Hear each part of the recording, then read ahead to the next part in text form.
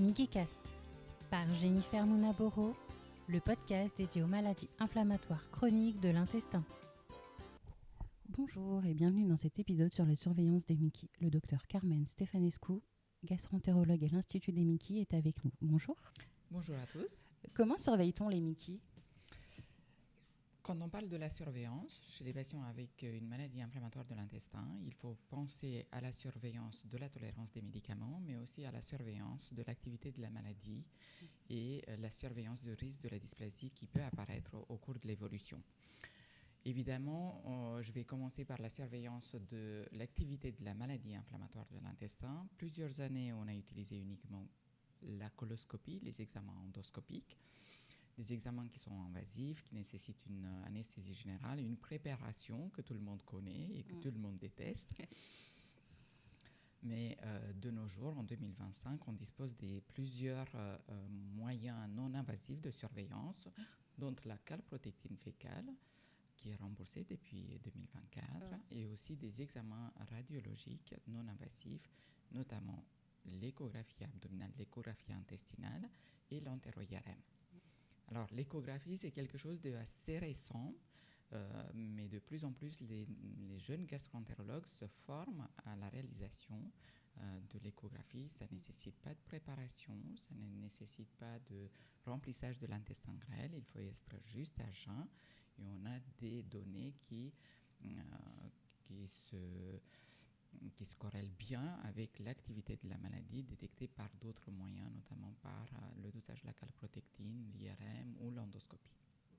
Cependant, malgré tous ces examens non invasifs, on a toujours besoin de la coloscopie. Oui.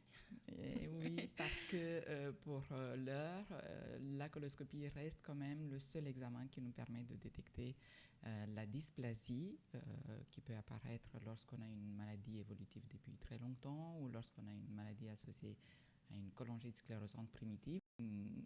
On ne fait pas des coloscopies pour retrouver des cancers, je n'arrête pas de le dire aux patients, donc ne paniquez pas.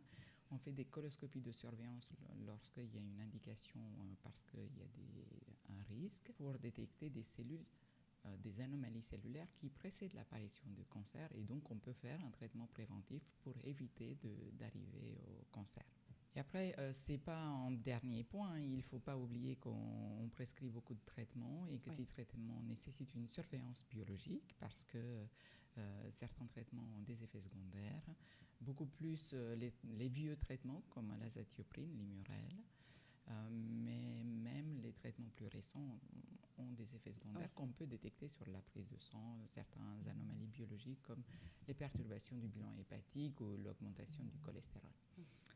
Donc, on a besoin de faire de temps en temps des prises de sang régulièrement, de temps en temps des analyses des selles, pour certains médicaments, notamment pour les 5 aminosalicylés, des analyses des urines, des échantillons urinaires, et après, tout ce que je vous ai parlé en termes de surveillance radiologique et endoscopique. D'accord. Et j'espère que tout est clair. Pour moi, c'est très clair. Merci à vous, Dr Stefanescu, pour votre participation à ce podcast. Merci à tous pour votre écoute. À bientôt. À bientôt. Mikicast par Jennifer Mounaboro, le podcast dédié aux maladies inflammatoires chroniques de l'intestin.